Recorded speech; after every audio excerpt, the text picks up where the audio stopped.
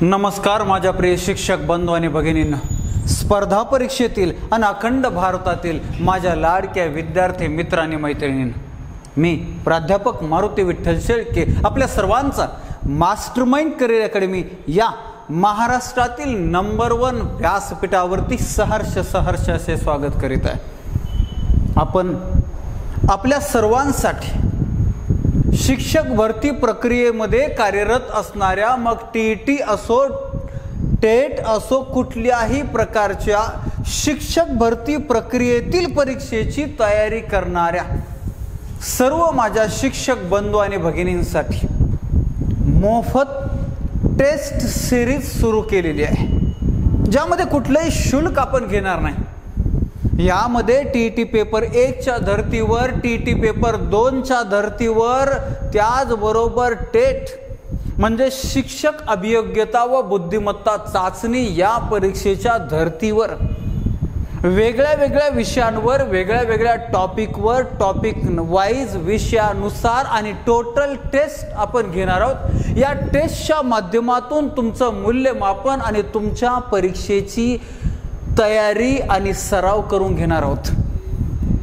मग यापूर्वी या प्री टेस्ट कोर्समध्ये तुम्हाला फक्त आम्ही जी लिंक पाठवत आहोत त्या लिंकवर क्लिक केलं की तुम्हाला डायरेक्ट टेस्ट सोडवायला सुरुवात करायची। अशा प्रकारचा हा उपक्रम महाराष्ट्रामध्ये, भारतामध्ये अजूनही माझ्या शिक्षक बंधू आणि भगिनींसाठी कोणी घेत नाही। परंतु मला जाणीव आहे, गेल्या 2010च्या सीईटी पासून शिक्षक भरतीची वाट पाहणाऱ्या माझ्या बांधवांसाठी काहीतरी करावा। ज्यांनी गेल्या 2007-08 पासून म्हणजे 15 ते 16 वर्षापासून शेळके सरांवर ज्या मोठ्या विश्वासानं आणि ज्या आदरानं मास्टरमाइंड अकॅडमीशी कुठल्या ना कुठल्या पद्धतीनं कनेक्ट आहेत। मग काही जण कोर्सच्या माध्यमातून कनेक्ट असतील, काही जण यूट्यूबच्या माध्यमातून, काही जण ऑफलाईनच्या लेक्चरच्या माध्यमातून, काही जण ऑनलाईन कोर्सच्या माध्यमातून, तर काही जण आपल्या पहिल्या आवृत्ती, दुसरी आवृत्ती, तिसरी पुस्तकाच्या माध्यमातून कनेक्ट असेल। तुम्हाला माहिती असेल की आपण संपूर्ण शिक्षण शास्त्र नावाचा नवीन कोर्स सुरू केलाय, ज्या कोर्सची किंमत टोटल हा फार मोठा कोर्स आहे। 18 फार मोठे टॉपिक आहे। तुमच्या बालमानसशास्त्र व अध्यापन शास्त्रामध्ये पाहिलं तर 10च प्रमुख टॉपिक आहे। मात्र तुम्ही टीईटी पेपर 1, पेपर 2 पहा, टेट पहा, फक्त बालमानसशास्त्र व अध्यापन शास्त्रावर प्रश्न नाहीत, तर मूल्यमापन, व्यवस्थापन अशा इतर घटकांवर, इतर विषयांवरती सुद्धा प्रश्न आहेत। आणि म्हणून आपण बालमानसशास्त्र व अध्यापन शास्त्रच नाही तर संपूर्ण शिक्षण शास्त्र नावाचा नवीन कोर्स सुरू केलाय। आणि अशा या संपूर्ण शिक्षण शास्त्राच्या परिपूर्ण तयारीचं मी 2008च्या सीईटीलाच पहिलं पुस्तक काढलं। त्याला प्रचंड चांगला प्रतिसाद मिळाला, यशही मिळालं। मग 2010 साली दुसरी आवृत्ती आली, 11ला तिसरी, अशा रीतीनं या आवृत्त्या वाढत ही माझी संपूर्ण शिक्षण शास्त्राची 5वी आवृत्ती आहे, 4थी आवृत्ती आहे।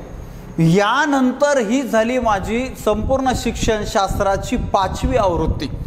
आणि अशाच प्रकारे मास्टरमाइंड संपूर्ण शिक्षण शास्त्र अशी 6वी आवृत्ती लवकरच आपल्या सेवेत महाराष्ट्रातला प्रत्येक शिक्षक होऊ पाहणाऱ्या माझ्या बंधू आणि भगिनींसाठी मी उपलब्ध करून देत आहे।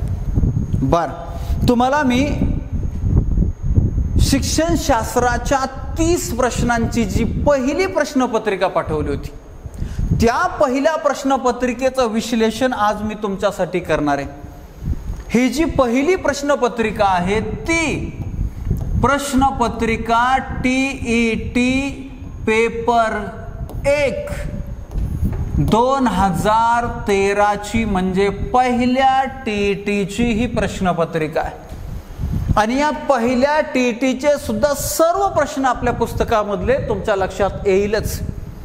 चला आपण आता त्याचं विश्लेषण पाहणार आहोत। मग या विश्लेषणामध्ये बालमानसशास्त्र व अध्यापनशास्त्र, सुरुवातीच्या टीईटीच्या परीक्षेमध्ये बालमानसशास्त्र व अध्यापनशास्त्रावरच बहुतांशी प्रश्न आहे।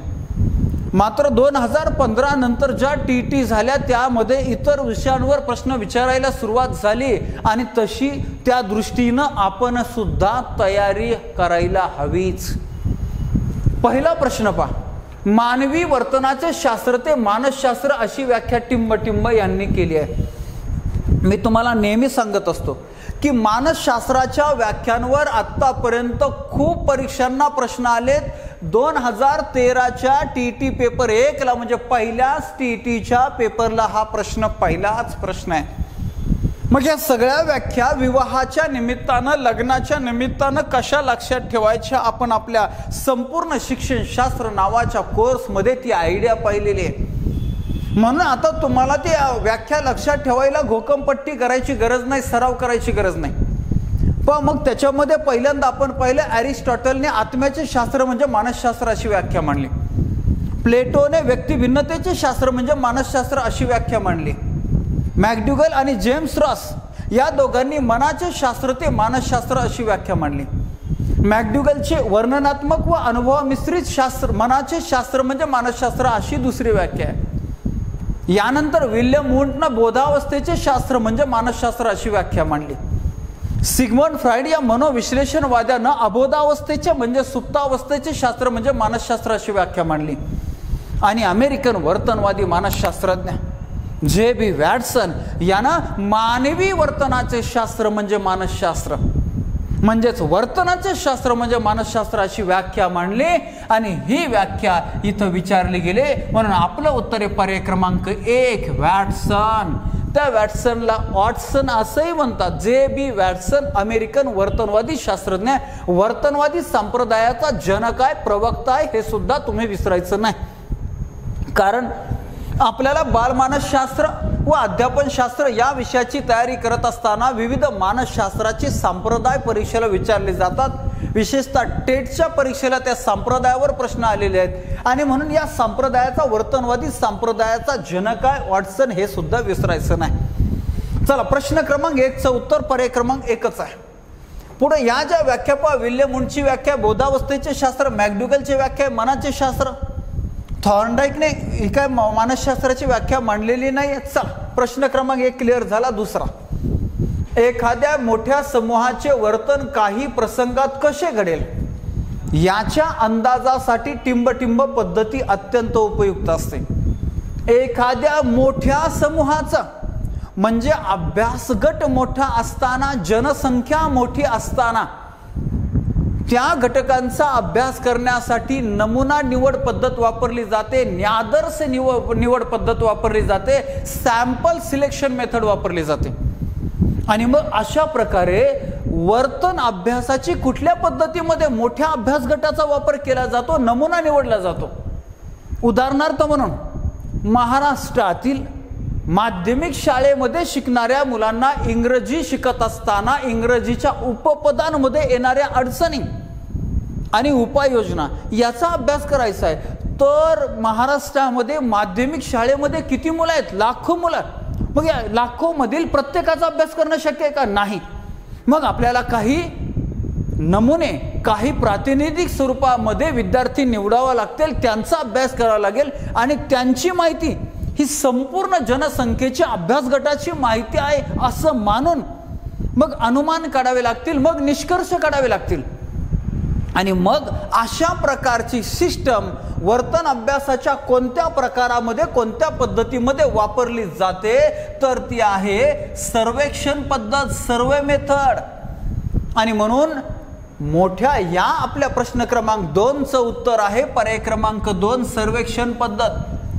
भावनांचा अभ्यास करण्यासाठी, भावनाभूतींचा अभ्यास करण्यासाठी, आत्मदोषांचा अभ्यास करण्यासाठी आत्मनिरीक्षण पद्धती असते. तुलनात्मक अभ्यास करण्यासाठी सर्वात शास्त्रीय वर्तन अभ्यासाची पद्धत आहे प्रायोगिक पद्धत.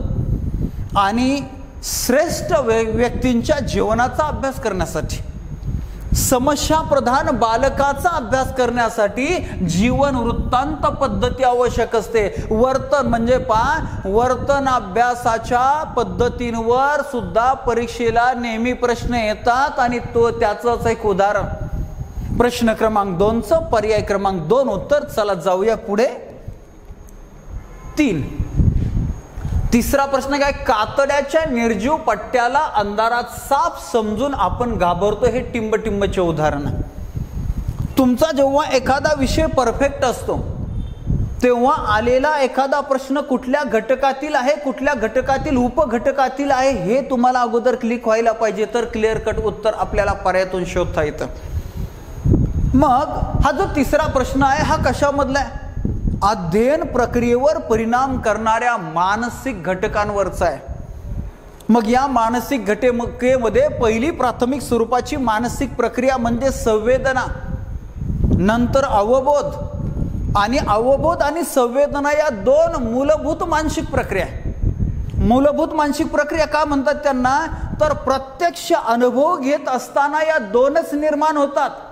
नंतरच्या प्रतिमा, विचार, कल्पना, संबोध ह्या प्रत्यक्ष अनुभव घेत असताना निर्माण होत नाहीत. यापैकी दुसरी मूलभूत मानसिक प्रक्रिया म्हणजे अवबोध. संवेदनेला जेव्हा अर्थ प्राप्त होतो तेव्हा त्याला आपण अवबोध म्हणतो. आणि अवबोधामध्ये जेव्हा जेव्हा दोष निर्माण होतात या दोषामध्ये एक इंद्रिय भ्रम आहे आणि दुसरा चित्तभ्रम आहे. चित्तभ्रम म्हणजे काय, जेव्हा भावनांचा प्रक्षेप होतो, जेव्हा भावना अगदी टोकाला जातात तेव्हा आपल्याला एखादी वस्तू समोर नसताना सुद्धा ती असल्यासारखी वाटते. दुसरा प्रकार आहे अवबोधातला दुसरा दोष आहे तो म्हणजे इंद्रिय भ्रम. समोर वस्तू असताना आकृती किंवा पार्श्वभूमीमधील काहीतरी गडबडीमुळं किंवा आपल्या पूर्वानुभवामुळं ती वस्तू चुकीच्या पद्धतीनं तिचा अर्थ लावणं, त्या अनुभवाचा अर्थ लावणं याला म्हणतात इंद्रिय भ्रम. मग अंधारामध्ये चालत असताना पायामध्ये जेव्हा दोरी अडकते तेव्हा आपण तिला साप म्हणून अर्थ काढतो, घाबरतो. वस्तू आहे, पार्श्वभूमी आहे, मात्र वस्तू आणि पार्श्वभूमी अंधाराची आहे. पायात अशा प्रकारे काही अडकलं की साप असू शकतो असा पूर्वानुभव आहे. आणि म्हणून इथं कातड्याच्या निर्जीव पट्ट्याला अंधारात साप समजून आपण घाबरतो हे इंद्रिय भ्रमाचे उदाहरण आहे. पर्याय क्रमांक 3. चला प्रश्न क्रमांक 3चं उत्तर पर्याय क्रमांक 3. चित्तभ्रम लक्षात आलं ना, भावना क्षोभ झाल्यानंतर अशा प्रकारचं चित्तभ्रम होत असतं. पुढे जाऊया आपण. सामाजिक निरीक्षणात्मक अध्ययन उपपत्ती अतिशय महत्त्वाचा टॉपिक आहे. बालमानसशास्त्र व अध्यापनशास्त्रामध्ये, संपूर्ण शिक्षणशास्त्रामध्ये कुठला तर अध्ययनाच्या उपपत्ती. बऱ्याच जणांना हेच कळत नाही हे उपपत्ती म्हणजे काय. उपपत्ती म्हणजे त्याचा साधा सोपा शब्द सांगतो तुम्हाला, उचापती. हे लग्न कसं झालं, तो पळून कसा गेला, ही पास कशी झाली, हे असं आपण चर्चा करत असतो, याला आपण उचापती म्हणतो. आणि या उचापतीला सायंटिफिक नाव दिलं, शुद्ध नाव दिलं उपपत्ती. एखादी घटना, एखादी क्रिया प्रक्रिया का व कशी घडते याची शास्त्रीय विवेचन करणं म्हणजे उपपत्ती, थेअरी. आणि अध्ययन कसं घडतं, अध्ययनास अनुकूल घटक कोणते, प्रतिकूल घटक कोणते याचं शास्त्रीय विवेचन करणं म्हणजे अध्ययन उपपत्ती. मग या अध्ययन उपपत्तीचे 3 प्रमुख प्रकार पडतात. साहचर्यवादी उपपत्ती, ज्ञानात्मक उपपत्ती आणि आधुनिक उपपत्ती. आणि अशा या उपपत्तींमध्येच एक सामाजिक निरीक्षणात्मक नावाची उपपत्ती आहे. हे कुणी मांडले असा साधा सोपा प्रश्न आहे. तर ही अल्बर्ट बांदुरा यांनी मांडलेली सामाजिक निरीक्षणात्मक उपपत्ती. डॉक्टर बेंजामिन ब्लूम यांची प्रभुत्व संपादन उपपत्ती, डेव्हिड आसुबेल यांची अध्ययन अनुदेशन उपपत्ती. तर अशा रीतीने या सर्व उपपत्त्या आपल्याला नेहमी परीक्षेला विचारल्या जातात, या लक्षातच ठेवायच्या. थॉर्नडाईकने मांडली प्रयत्न प्रमाद उपपत्ती. इव्हान पेट्रोविच पॅव्लॉव यांनी मांडली अभिजात अभिसंधान उपपत्ती. स्किनर यांनी मांडली साधक अभिसंधान उपपत्ती. मर्मदृष्टीमूलक उपपत्ती कोहलर यांनी मांडली.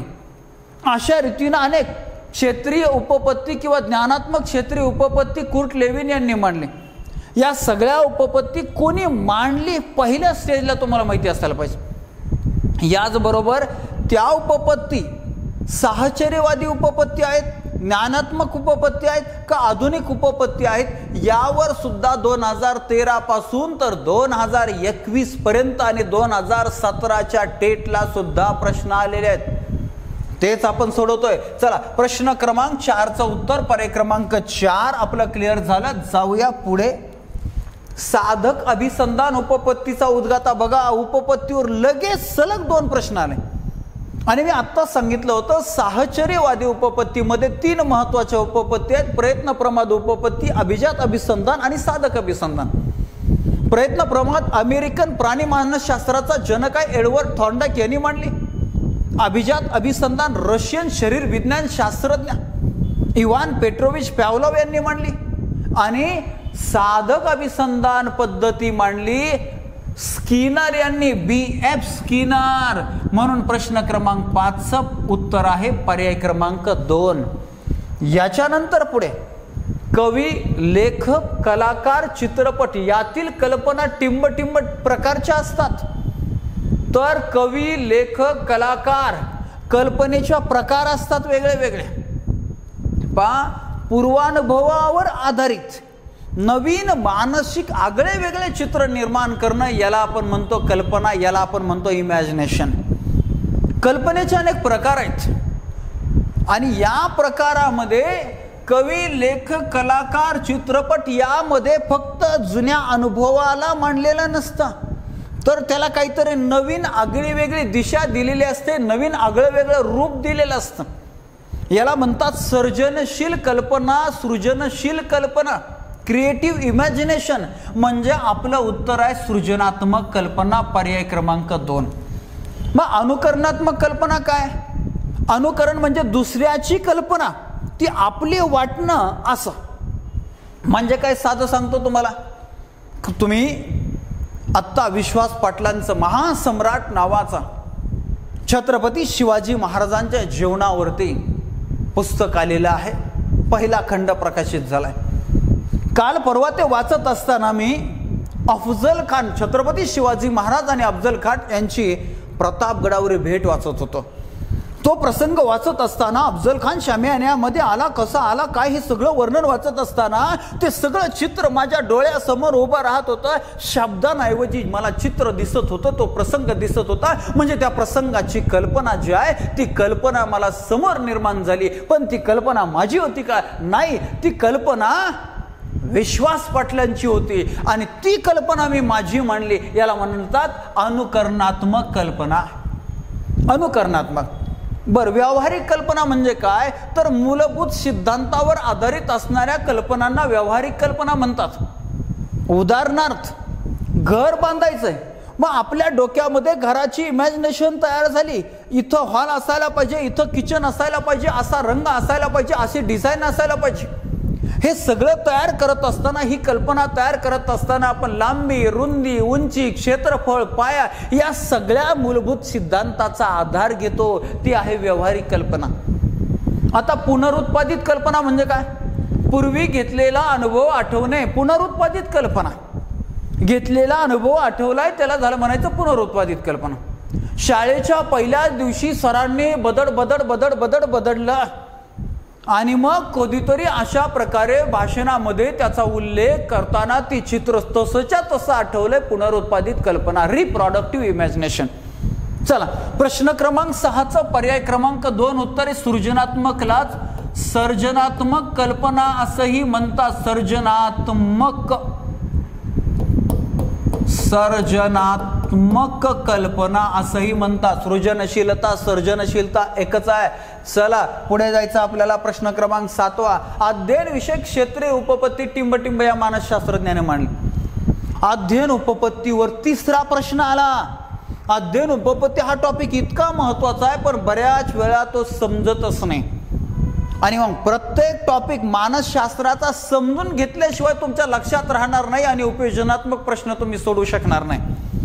मग अशा प्रत्येक कन्सेप्ट समजून घेणं, त्यावर आधारित आतापर्यंत टीटीला कोणते प्रश्न आले, टेटला कोणते प्रश्न आले, हे सगळे प्रश्न सोडवणं आणि त्याची प्रॅक्टिस करून घेणं, यासाठी तर आपण संपूर्ण शिक्षणशास्त्र नावाचा हा कोर्स 6 महिने कालावधी असणारा कोर्स ₹1200 सुरू केलाय. मात्र गणेशोत्सवाच्या निमित्तानं आणि ओपनिंग आत्ता सुरू झालेला हा कोर्स आहे. 50% तुम्हाला डिस्काउंट, 600 रुपयालाच हा कोर्स आपल्यासाठी उपलब्ध आहे. सर्व लेक्चर्स असतील, सर्व टॉपिकवर टॉपिक टेस्ट तुम्हाला सोडवण्यासाठी ऑनलाईन असतील. आत्तापर्यंतच्या सर्व टीईटीच्या, आत्तापर्यंतच्या सर्व टेटच्या टेस्ट तुम्हाला सोडवण्यासाठी असतील. त्याच्या विश्लेषणाचे अशा प्रकारचे लेक्चर तुमच्या समोर असतील. प्रत्येक टॉपिकच्या नोट्स तुमच्यासाठी असतील. त्या नोट्स तुम्ही झेरॉक्स काढू शकता, प्रिंट मारू शकता. याचबरोबर ते लेक्चर तुम्ही डाउनलोड करून ठेवू शकता, जेणेकरून डाटा बंद असताना तुम्हाला पाहता येईल. प्रश्न फार महत्वाचा आहे. क्षेत्रीय उपपत्तीवर नेहमीच प्रश्न आलाय. कधी कधी असं येतं, ज्ञानात्मक क्षेत्रीय उपपत्ती कोणाची? तर हा क्षेत्रीय उपपत्तीचा प्रकार जो आहे तो ज्ञानात्मक उपपत्तीचा एक प्रकार आहे, म्हणून हिला ज्ञानात्मक क्षेत्रीय उपपत्ती असं म्हणतात.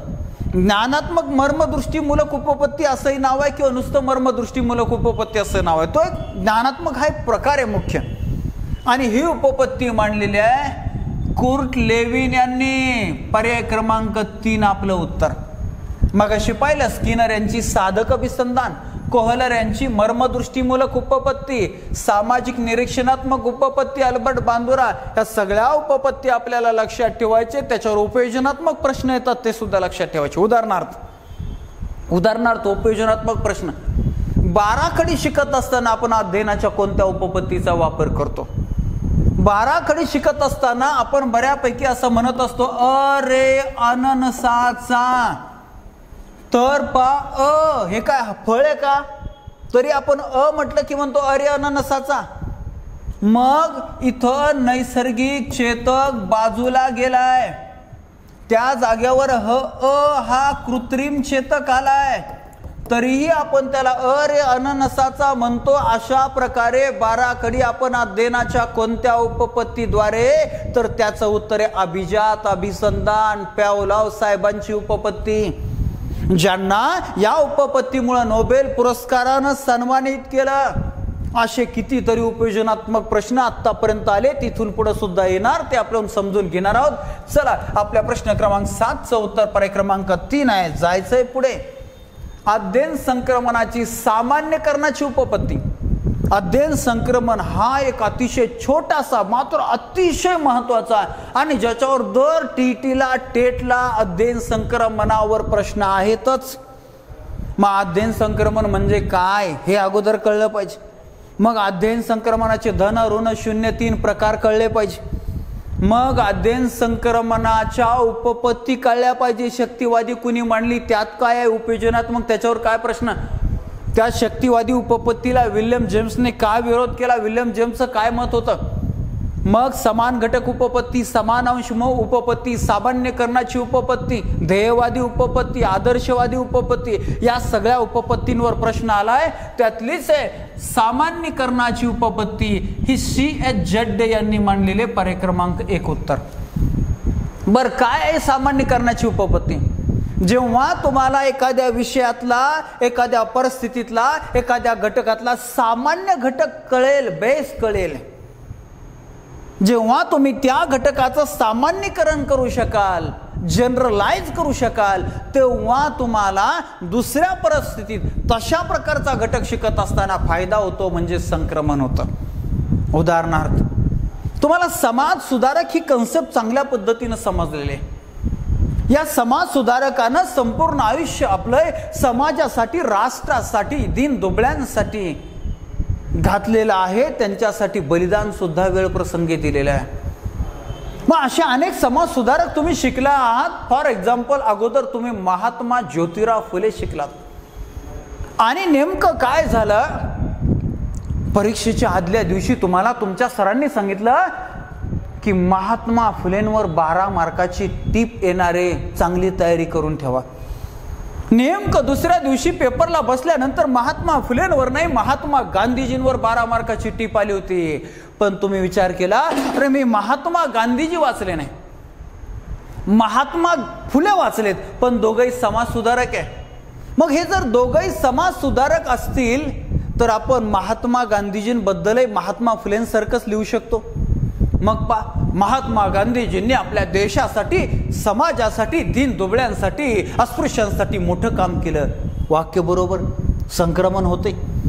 महात्मा गांधीजींनी शिक्षण क्षेत्रामध्ये मोठं काम केलं, बरोबर. तर अशा रीतीनं सामान्यीकरणामुळं आपल्याला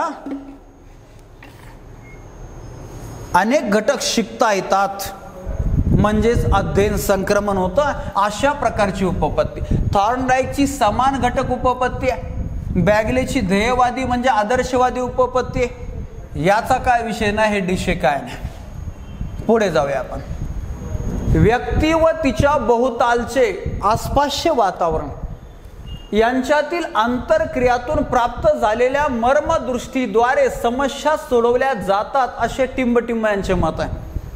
बाकीचं काहीच पाहिलं नाही, मर्मदृष्टीद्वारे समस्या सोडवल्या जातात एवढ्यावरून तुम्ही मर्मदृष्टीमूलक उपपत्ती, समाकारवादी उपपत्ती, समष्टीवादी उपपत्ती, समग्रवादी उपपत्ती, पूर्णांशाला महत्व देणारी, आकलनाला महत्व देणारी उपपत्ती म्हणजेच कोहलर. गेस्टाल्ट संप्रदायाचा एक महत्वाचा अनुयायी आहे कोहलर. आणि या कोहलरने मांडलेले. आता मर्मदृष्टी म्हणजे काय? तर मर्मदृष्टी म्हणजे एखाद्या विषयाची, एखाद्या घटकाची किंवा परिस्थितीचं अचूक ज्ञान होणं, अचूक ज्ञान होणं. आणि ओके, चला या प्रश्नाचं उत्तर पर्याय क्रमांक 4 आपल्याला सापडलं. जाऊया पुढे. कोणतीही गोष्ट जाणून घेण्यासाठी मनानं केलेली धडपड म्हणजे टिंबटिंब होय. कोणतीही गोष्ट जाणून घेण्यासाठी शेजारी बेंचवर बसलेला संत्या हळूच कानात म्हणला, ती आली. असं म्हणताच लगेच शेजारच्या त्याच्या मित्रानं लगेच दरवाजाकडे बघितलं. काय बघा, कोणती गोष्ट जाणून घेण्यासाठी मनानं केलेली धडपड. आता याच्या मनानं बी आणि याच्या शरीरानं बी धडपड केली. कधी कधी शरीर जागवे, मनातल्या मनात विचार करतोय, आली का? तर याला काय म्हणायचंय? याला म्हणायचं अटेन्शन, अवधान. पर्याय क्रमांक 3 आपलं उत्तर. विस्मरण म्हणजे विसरणे, हे उत्तर असू शकत नाही. स्मरण म्हणजे आठवणे, हेही उत्तर असू शकत नाही. कल्पना तर वेगळीच कन्सेप्ट आहे. तर अशा रीतीने अवधान हे सोपं आहे. तर अध्ययनावर परिणाम करणाऱ्या अनेक घटकांमध्ये आपल्याला अवधान, अध्ययन, अवधान, अभिरुची, अवधान या कन्सेप्ट शिकाव्या लागतात. त्यातली ही कन्सेप्ट आहे. चला जाऊया पुढे. प्रक्रियांमधील जोश किंवा आवेश वाढवणारी स्थिती म्हणजे प्रेरणा, असे टिंबटिंब यांनी म्हटले. तर दर टीटीला, दर टेटला एक तरी असा प्रश्नाला व्याख्या दिली, ती व्याख्या कोणाची? किंवा अमुक अमुक व्यक्तीने अमक्या अमक्या संकल्पनेची व्याख्या कशी मांडली, किंवा त्या व्याख्येमध्ये कुठल्या घटकावर भर दिला, असे प्रश्न आलेत. आणि मग असे प्रश्न तुम्हाला ते पाठांतराचेच असणारे, लक्षात ठेवण्याचेच असणारे, तुम्हाला किमान पर्यायातून ते ओळखता आले पाहिजे. ही व्याख्या जुजेरीची आहे. जुजेरी आणि हे प्रेरणेची व्याख्या. प्रेरणेच्या, बुद्धिमत्तेच्या अनेक व्याख्या, त्यातली ही एक व्याख्या जुजेरीची आहे. चला पुढे. सायकलवर तोल सांभाळता आला की स्कूटर किंवा मोटार सायकल शिकण्यास त्याचा उपयोग होतोय. टिंबटिंब मी म्हटलंच होतं, अध्ययन संक्रमणाचे दर टॉपिकवर प्रश्न बघा. एकाच टीटीला 2 अध्ययनावर दुसरा प्रश्न सापडला. तर इथं पहा, अध्ययन संक्रमणाचा प्रकार ओळखायचा असेल तर पहिल्यांदा आपल्याला प्रकार माहिती असायला पाहिजे. 3 प्रकार आहे. ते एक आहे धन, दुसरा ऋण आणि तिसरा आहे शून्य. धन म्हणजे काय? तर पहिल्या परिस्थितीत घेतलेलं ज्ञान, संपादित केलेलं कौशल्याचं दुसऱ्या परिस्थितीत जर अनुकूल परिणाम होत असेल, फायदा होत असेल, तर त्याला धन संक्रमण म्हणायचं.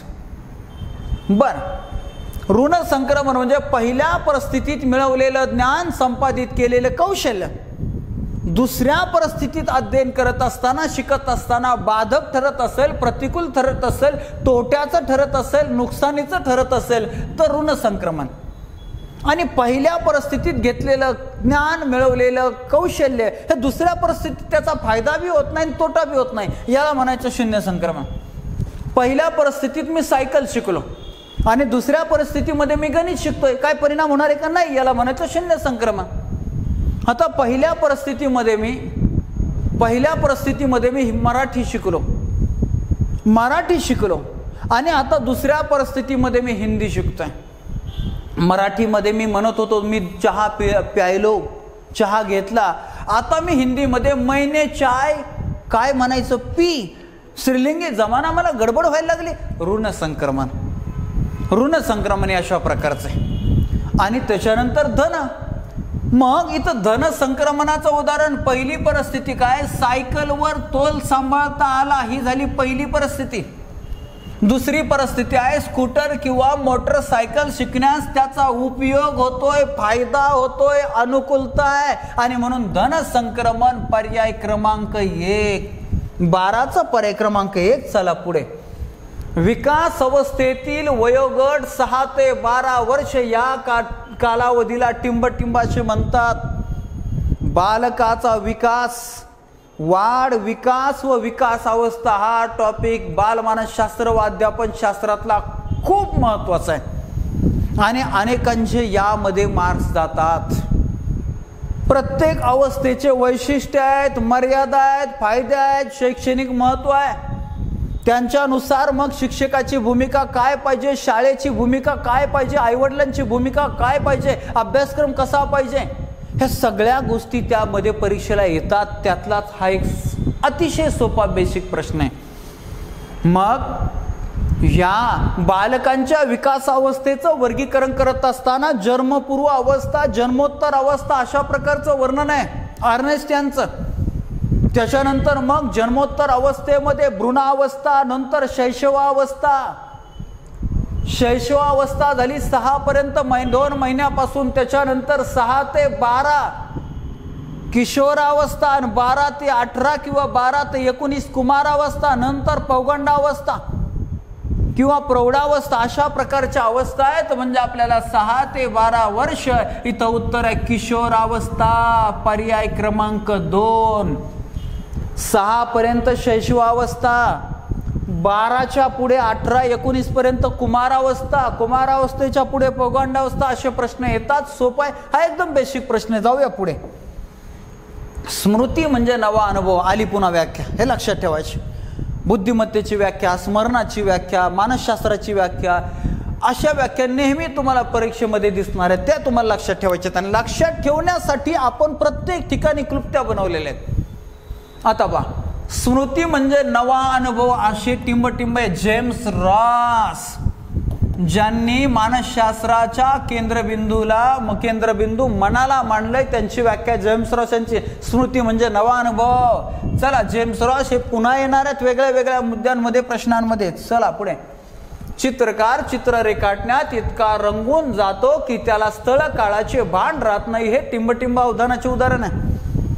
2010च्या CETला, DED CETला हा प्रश्न आलाय. तर तुम्हाला अवधानाची संकल्पना समजून घेतल्यानंतर अवधानाचे प्रकार समजायला पाहिजे. ऐच्छिक अवधान, अनैच्छिक अवधान आणि अभ्यस्त अवधान म्हणजे सवयीचे अवधान. अशा अवधानाचे 3 प्रकार आहेत. काय तर आपली इच्छा असताना आपण दिलेलं अवधान, आपली इच्छा नसताना आपण दिलेलं अवधान, आणि आपल्याला झालेली सवय, या सवयीमुळे दिलेलं. अशा अवधानाचे 3 प्रकार आहेत. ते उदाहरणासह आपण कोर्समध्ये शिकणारच आहोत. तर इथं सवय झाली त्या चित्रकाराला, तो रंगून जातो. एखादा वाद्यकाम करणारा वाद्यकामामध्ये मशगूल होतोय, तल्लीन होतोय. अशा वेळेस त्याला त्याची सवय झालेली आहे, आणि म्हणून अवधानाच्या त्या प्रकाराला अभ्यस्त अवधान म्हणतात.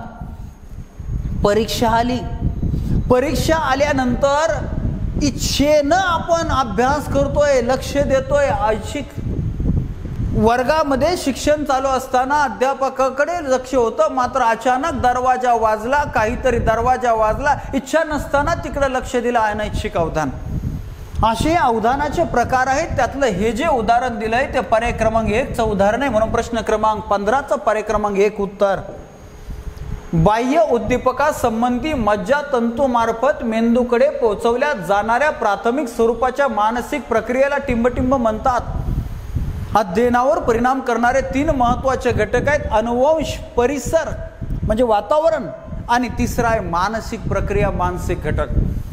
या मानसिक प्रक्रियेमध्ये पहिल्याच क्रमांकाची मानसिक प्रक्रिया अनुभव घेत असताना, वर्गामध्ये अध्ययन करत असताना, शिकत असताना पहिल्याच क्रमांकाची मानसिक प्रक्रिया म्हणजे संवेदना.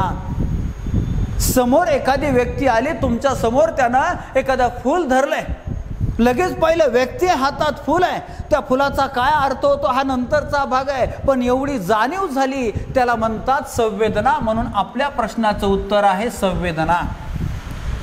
पुढे या संवेदनेला अर्थ प्राप्त झाला तर मग इथं अवबोध आहे. अवबोध आहे. त्यानंतर घेतलेला अनुभव जेव्हा आपल्या मनपटलावर निर्माण होतो तेव्हा त्याला प्रतिमा म्हणायचं, आणि घेतलेल्या अनुभवाच्या जोरावर नवीन मानसिक चित्र निर्माण केलं त्याला कल्पना म्हणायचं. चला प्रश्न क्रमांक 16चा पर्याय क्रमांक 3 उत्तरे जाऊया पुढे. प्रश्न क्रमांक 17. बुद्धिमत्ता म्हणजे बदलत्या परिस्थितीत नव्या गरजा भागवण्यासाठी वेगवेगळ्या प्रकारे विचार करण्याची शक्ती, अशी टिंबटिंब यांनी म्हटले. मी आतापर्यंत 2008-2010च्या CETचे प्रश्न त्याचं विश्लेषण केलं. 2013 ते 2021च्या सर्व TETचं विश्लेषण केलं आणि 2017च्या टेटचं पण. यामध्ये कुठल्या कन्सेप्टवर, संकल्पनेवर सर्वात जास्त प्रश्न आले असा प्रश्न आला तर बुद्धिमत्ता. सर्वात जास्त व्याख्या कुठल्या विचारल्या बुद्धिमत्तेची, आणि इथं अशाच प्रकारे व्याख्या दिलेली आहे. तर ही व्याख्या कोणी मांडली असा प्रश्न आहे तर विल्यम स्टर्न यांची ही व्याख्या आहे, म्हणजे पर्याय क्रमांक 1. पर्याय क्रमांक 1. चला पुढे जाऊया. आकलन, शोध, दिशा व टीका हे बुद्धीचे 4 पैलू आहेत असे टिंबटिंब यांनी मांडले. तर बुद्धिमत्ता संकल्पनेमध्ये फार मोठं संशोधन करणारे, या संशोधनामध्ये सर्वात मोठा टप्पा म्हणजे मानसिक वय शोधणारे आल्फ्रेड बिने. या आल्फ्रेड बिने यांनीच आकलन, शोध, दिशा व टीका हे बुद्धिमत्तेचे 4 घटक सांगितले. विसरायचं नाही, म्हणजे आपलं उत्तर आहे पर्याय क्रमांक 4. चला पुढे. प्रश्न क्रमांक 19. शैक्षणिक बुद्धिमत्तेला भावनिक बुद्धिमत्तेचे सहाय्य असले पाहिजे असा विचार टिंबटिंब यांनी मांडला. अध्ययनावर परिणाम करणाऱ्या घटकामध्ये सेकंड लास्ट टॉपिक बुद्धिमत्ता आहे आणि लास्ट टॉपिक भावनिक बुद्धिमत्ता आहे. Emotional question, emotional intelligence. तर भावनिक बुद्धिमत्ता यावर अतिशय महत्त्वाचा जोर दिलेला आहे डॅनियल गोलमन यांनी, आणि यांचंच हे वाक्य डॅनियल गोलमन यांचं.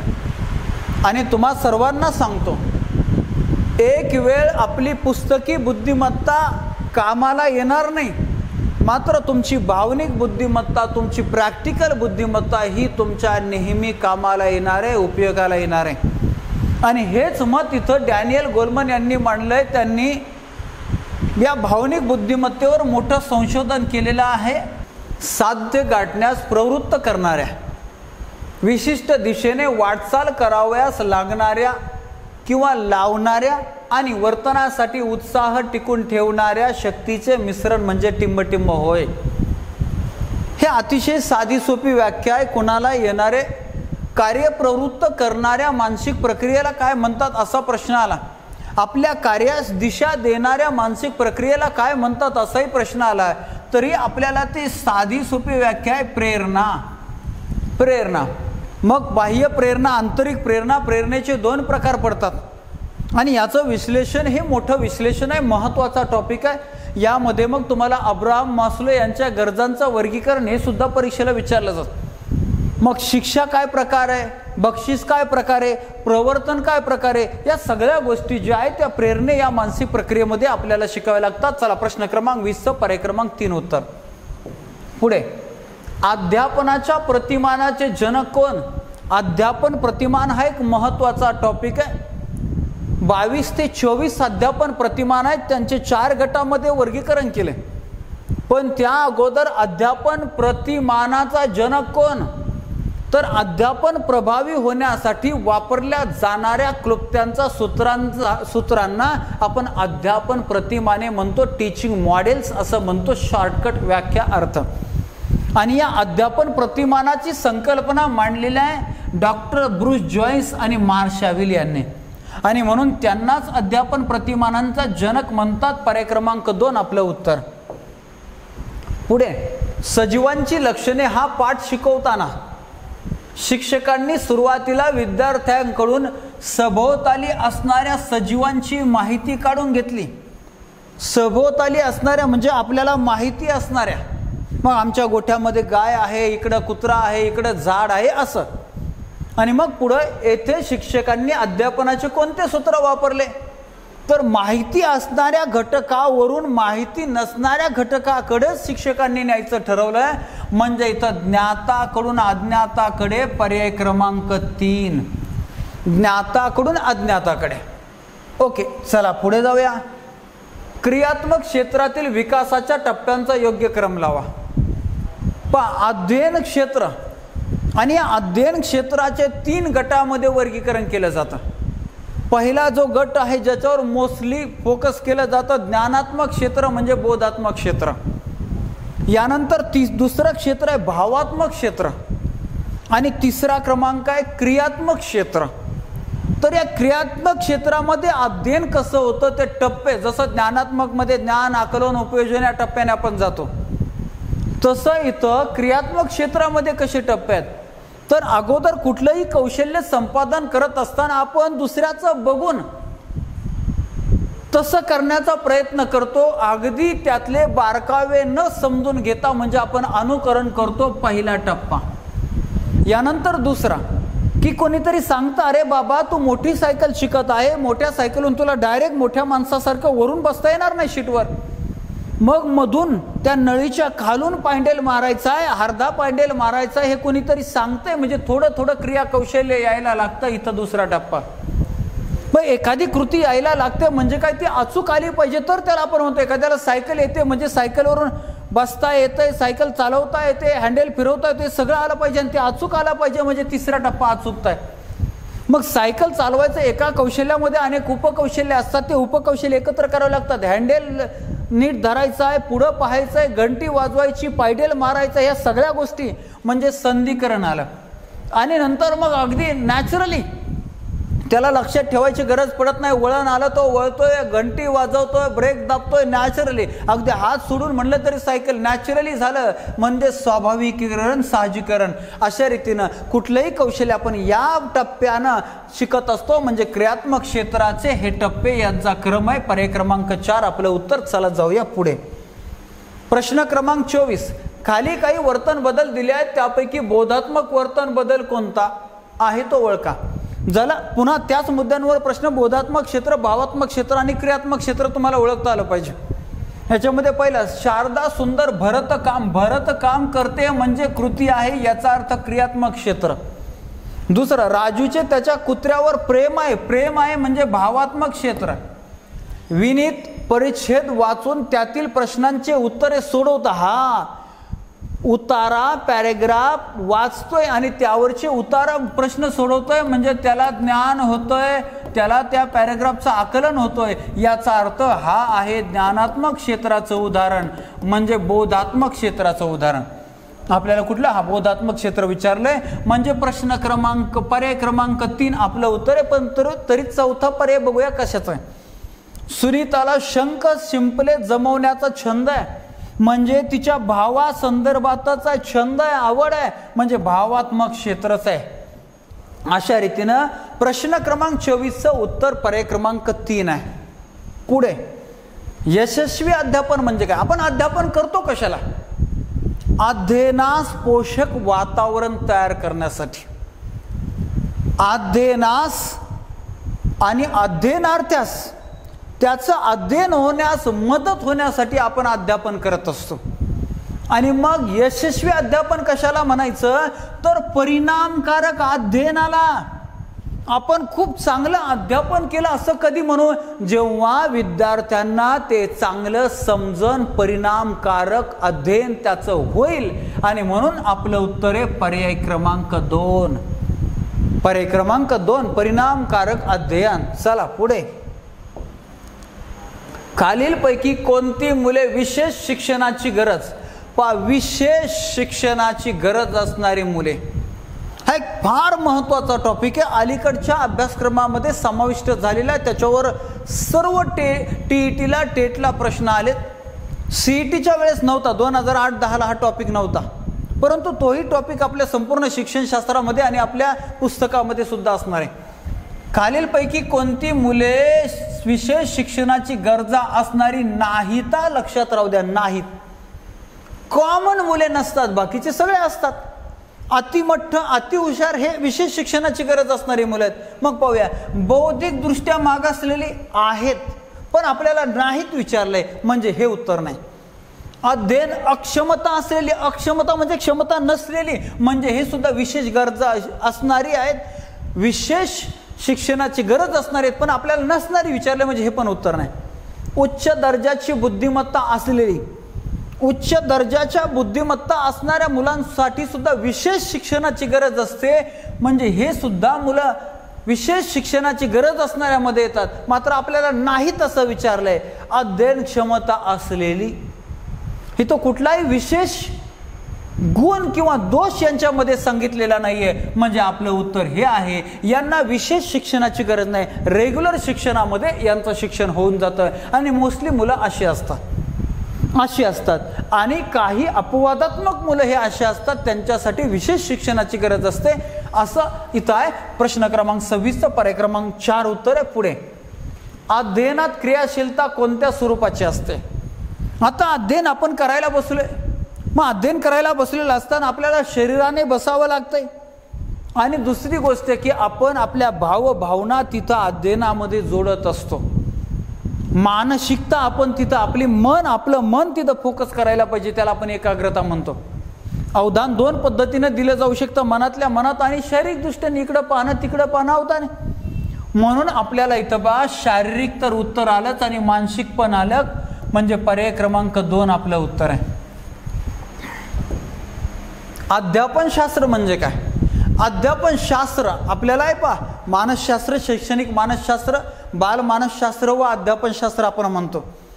तरी अध्यापनशास्त्रामध्ये कशाचा समावेश आहे? अध्यापनशास्त्रामध्ये अध्यापन पद्धतीचा समावेश आहे, अध्यापनशास्त्रामध्ये अध्यापन प्रतिमानांचा समावेश आहे, अध्यापनाच्या तत्वांचा समावेश आहे, नियमांचा समावेश आहे, अध्यापन सूत्रांचा देखील समावेश आहे. आणि म्हणून पर्याय क्रमांक 4 उत्तर असणारे वरील सर्व अध्यापन शास्त्रामध्ये असताना हेच शिकणारे आपण. चला पुढे जाऊया.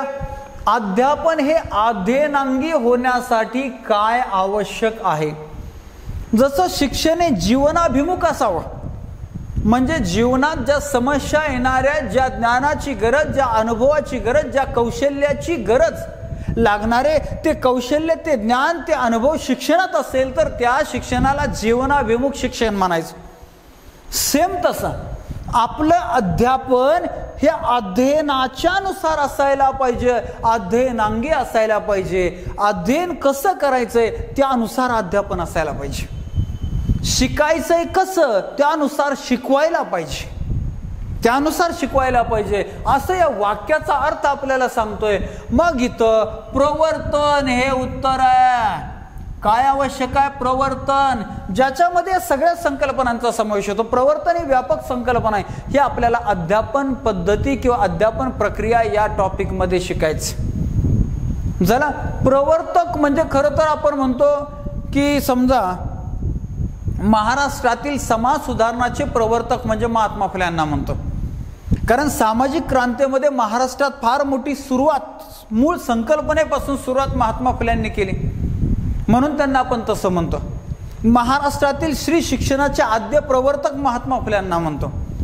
तर त्यांनी ती संकल्पना मांडली, तिचा विकास केला, त्यासाठी वेगळे वेगळे कामं केले. तसं अध्यापन अध्ययनांगी होण्यासाठी प्रवर्तन महत्त्वाचं असतं, ज्याच्यामध्ये सगळ्या संकल्पनांचा समावेश होतो. ती व्यापक संकल्पना आहे. पर्याय क्रमांक 1 उत्तर. पुढे, इसवी सन 1921 साली बालमानसशास्त्राच्या संशोधनामध्ये ह्या संकल्पना येतात. मॉन्टेसरी किंवा अजून पाश्चिमात्य आणि भारतीय संकल्पना आपल्याला याच्यामध्ये शिकायच्यात. म्हणजे संपूर्ण शिक्षणशास्त्राच्या दुसऱ्या लेक्चरमध्येच आपल्याला ही संकल्पना शिकायची. आणि इसवी सन 1921 साली दक्षिणामूर्ती येथे बाल मंदिर नावाची शिशुशाळा टिंबटिंब यांनी सुरू केली. 2013ला बाल मानसशास्त्र नव्हते म्हणत, शैक्षणिक मानसशास्त्रच म्हणायचे. मग 2013ला बाल मानसशास्त्राचा प्रश्न आला कसा? तर 2013 पर्यंत प्राथमिक शिक्षण सद्यस्थिती, समस्या व उपाययोजना अशा प्रकारचा एक विषय D.Ed ला होता आणि त्यामध्ये ही संकल्पना होती. आणि मग याचं उत्तर पर्याय क्रमांक 4 आहे. गिजूबाई बधेका यांनी सुरू केलेली हा जनरल नॉलेज सारखा भाग आहे.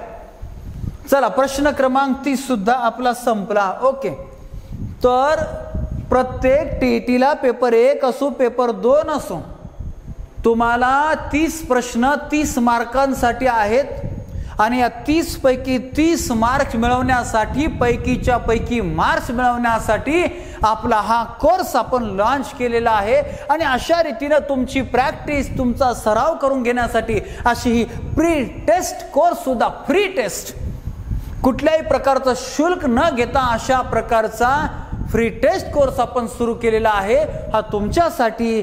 चला, या फ्री टेस्ट कोर्सच्या पहिल्याच टेस्ट विश्लेषणामध्ये म्हणजे 2013 टीईटी पेपर 1 चं विश्लेषण करत असताना हे लेक्चर आपलं कंप्लीट झालं. हा व्हिडिओ आपला पूर्ण झाला. हे लेक्चर, हा व्हिडिओ तुम्हाला कसा वाटला अवश्य कमेंट्समध्ये कळवा. आवडल्यास लाईक करा आणि आपल्या सहकारी बांधवांसाठी हा व्हिडिओ, या व्हिडिओची लिंक शेअर करा. आणि जर तुम्हाला असं वाटलं संपूर्ण शिक्षणशास्त्र हा कोर्स आपल्याला जॉईन करायचा, संपूर्ण टीईटीचा कोर्स जॉईन करायचा, संपूर्ण टेटचा कोर्स जॉईन करायचा, तर अवश्य या माझ्या नंबरवर 94 20 75 22 45 वर संपर्क करा.